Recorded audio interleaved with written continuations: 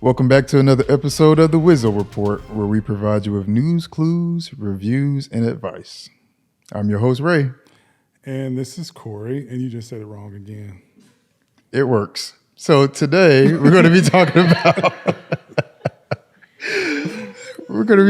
our experience with Tesla. Wait Both a minute, of us. I didn't introduce myself. You did. No, I kind of went right into you. Okay, who are you, Corey? Who are you? Who are you? And I'm your host, Corey. There we go. All right.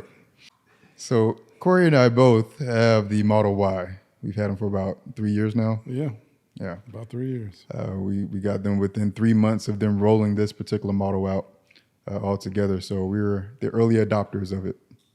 Yeah, it was.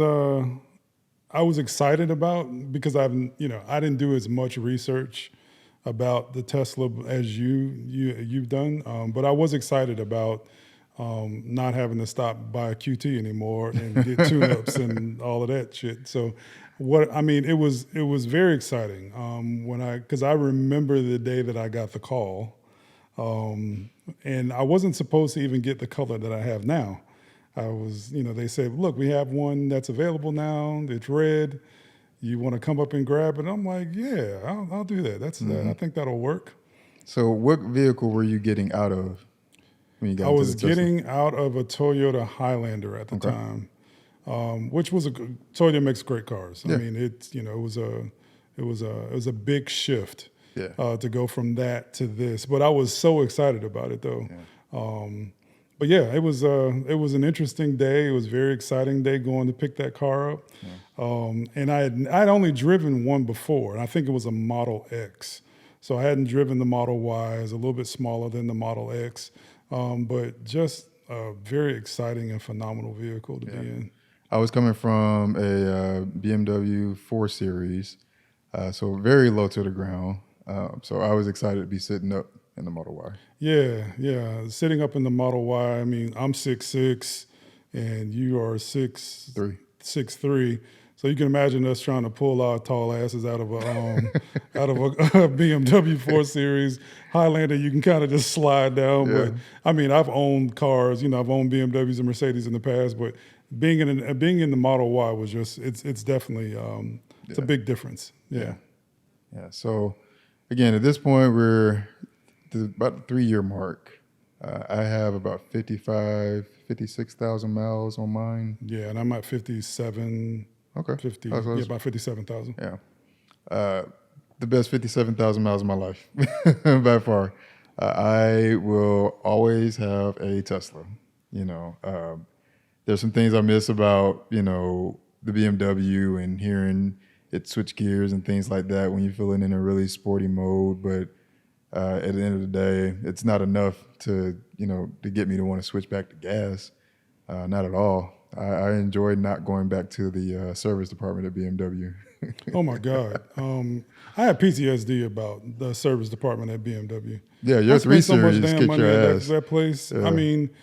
I remember the last time I had my car repaired there, and I was like, God, if you get me out of here, I will never ever buy another BMW in my life. And it's not to say that the car isn't a good car. I made a mistake and I didn't put an extended warranty on the thing, and I ended up paying a lot more money. It's like BMW knew the moment that warranty expired at 50,000 miles, they're like, I got your ass, and you're going to be coming back up here a lot to repair it. But hey, it is what you live and you learn. Yeah. But Tesla is just like driving you just have complete peace of mind.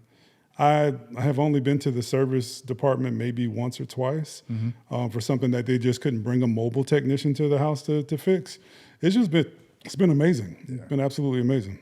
Since I've had the Tesla, the only type of repairs I've needed were, I would say, for general wear and tear. I needed tires. Mm-hmm. I think now I need to get some wiper blades. Change out the air filter. That's about it. Yeah, there's this thing where they have this kind of advanced HVAC system. So they say the coils get gummy, and that's what this weird smell comes from over time. Weird, yeah. But you just get your air filter clean, let them clean the coils. So I've gone in for that. Yeah.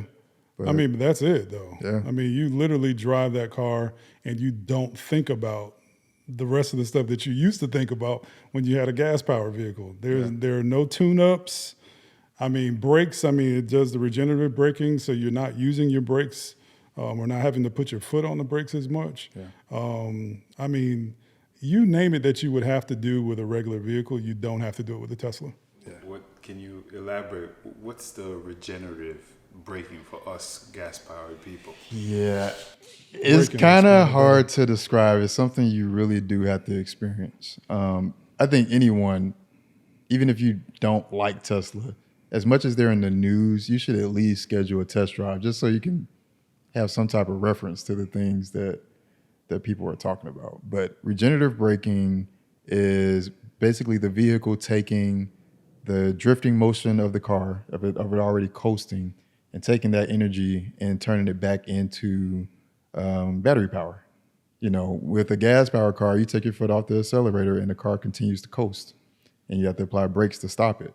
Well, with the Tesla, it is sending that motor, that energy back into the motor and back into the battery pack, and it creates this drag effect.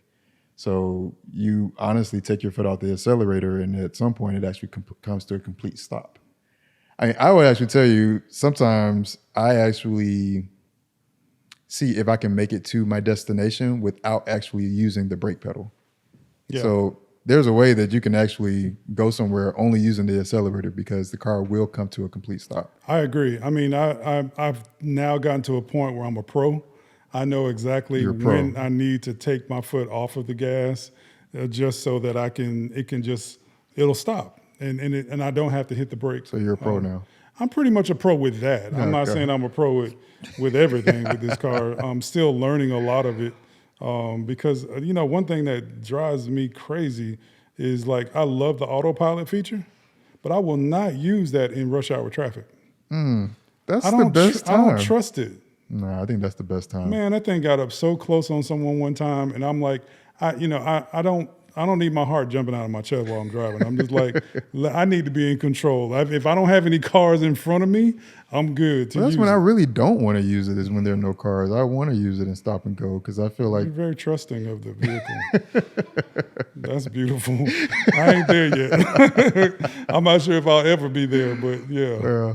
I will say that when I first started using the feature, it needed to be tightened up. But over the last several updates, it's the amount of space it has between the vehicles has been better.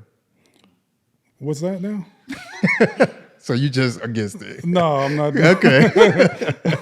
I'm good. You know, another thing is, you know, we you know, the news, the media will talk about, oh, you know, Tesla has all these recalls, and I'll get texts and stuff from my family members, and they're like, oh, you need to take your car into Tesla. It kind of doesn't work like that.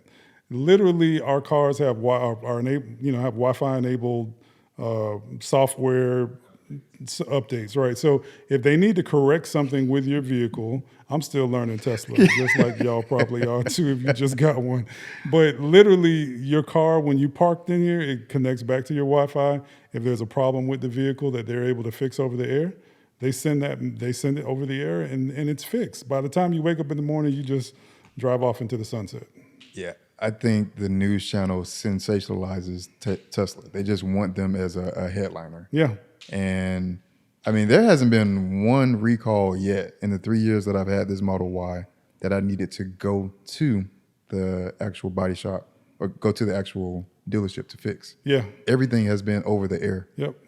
And over the air means, you know, connecting to your home Wi-Fi and just letting it, you know, spend about 30 minutes doing some type of reboot. Yeah, which you can do overnight. Yeah. Yeah.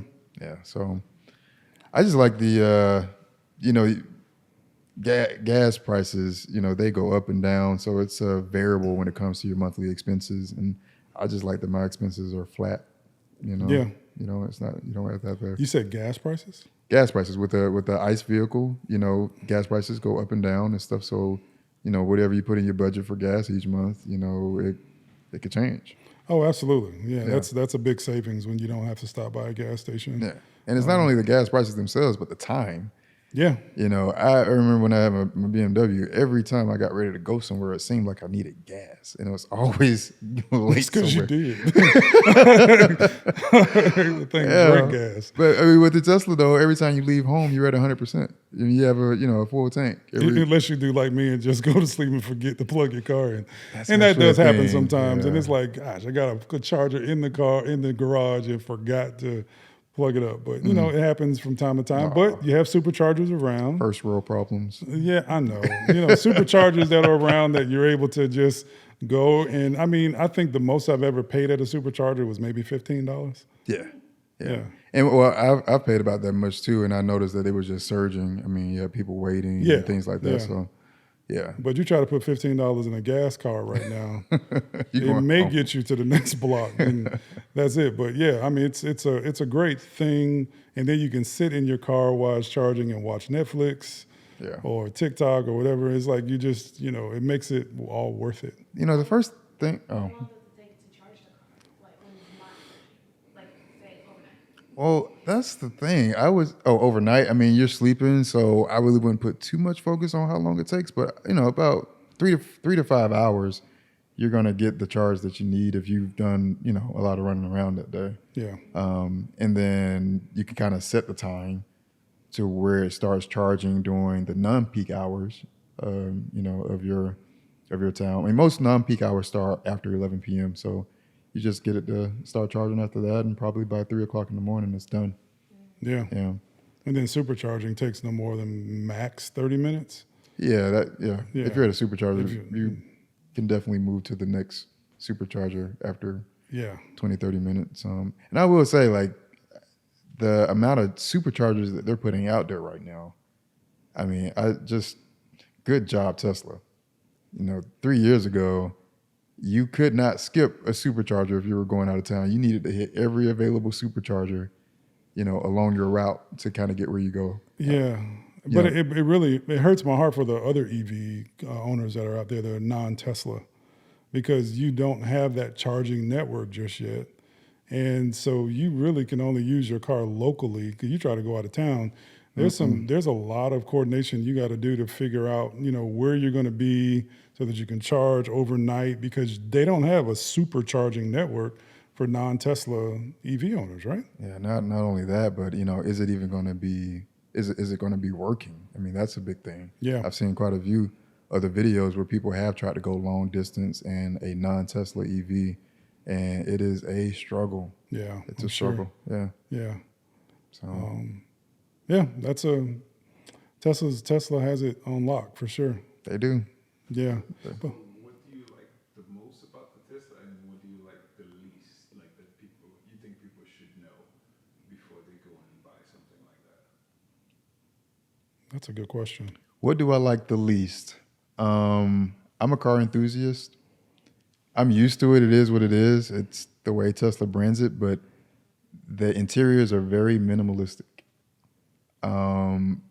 If they could give me a Lexus interior with the Tesla experience, I would love that.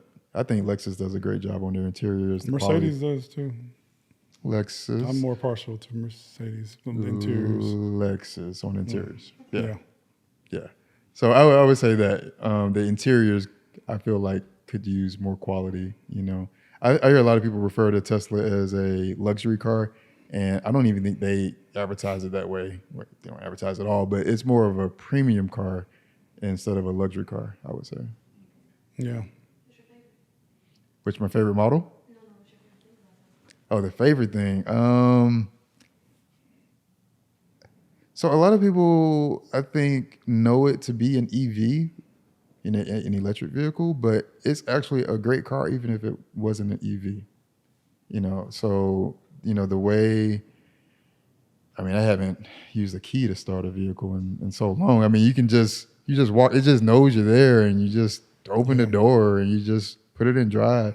I mean, it just takes so many steps out of your life, and it's something that I didn't come to appreciate until I had to rent a gas car the other day. And it's like, I'm in here. I got to push the button to tell you to start. I'm ready to go. I said after you've been in the Tesla for a while, like it's different.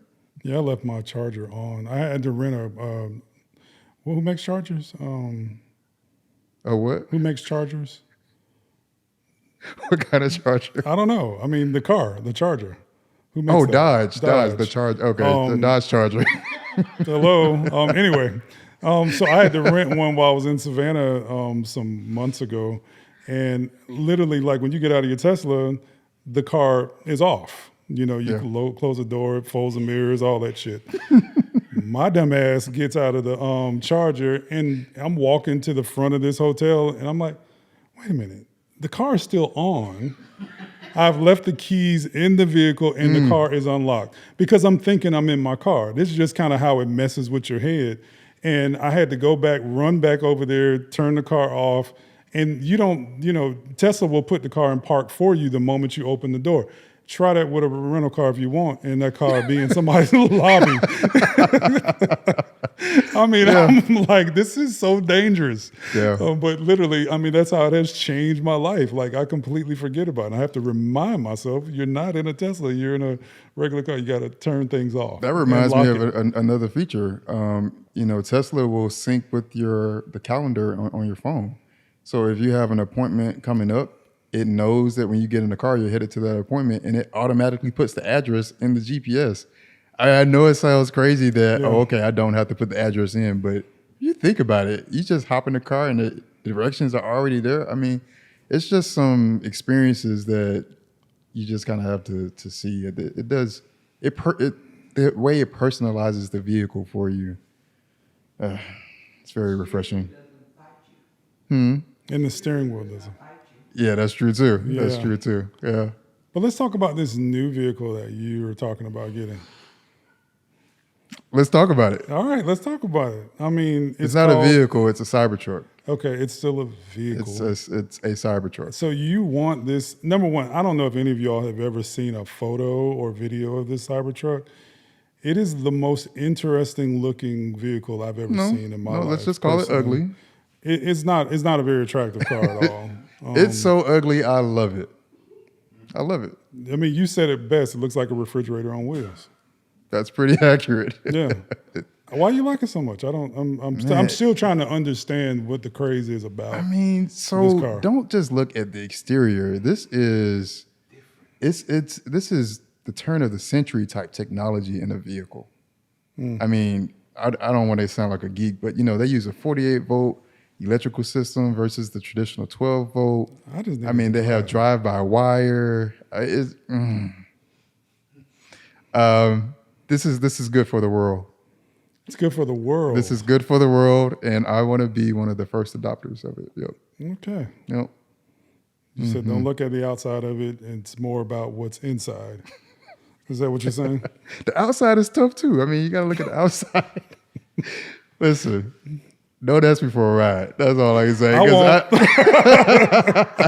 But hey, if since you got your business where you have to go and repo your own car, it's the safest vehicle you can be in. Bulletproof windows. Bulletproof. If you need a car with bulletproof windows, you have a bigger problem.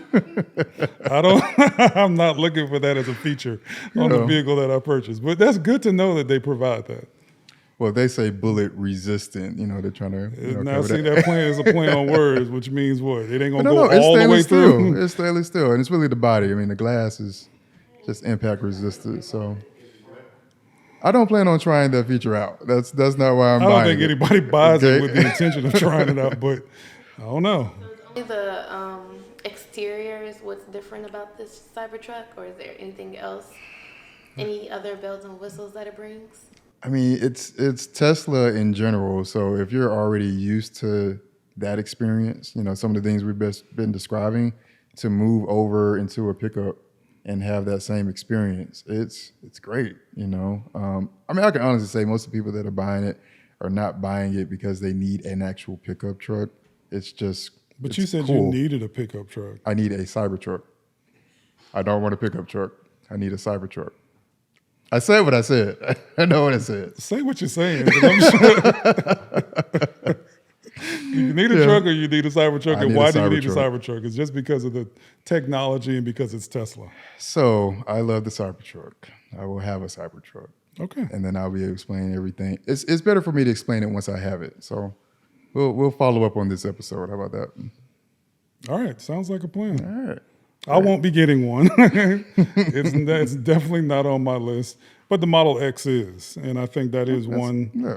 that I'm thinking about getting with the. Great choice. Yeah. That was on my list until the Cybertruck came out. Yeah. So Okay. yeah, good choice. Thank you. They'll try. Stay in your refrigerator. Yeah. Anything else you want to talk about with Tesla? I mean, it's been No, I actually feel attacked. I want to stop. So and the Academy Award goes to.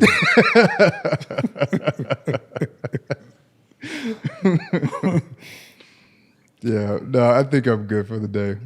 All right. Yep. Well, we appreciate you watching this episode of us talking about Tesla. If you're not a Tesla owner and interested in being one, you should definitely go to Tesla.com and schedule a test drive because it is a phenomenal car. Yeah. Absolutely, hands down. But we appreciate you watching. Thank you. Yep. Take care.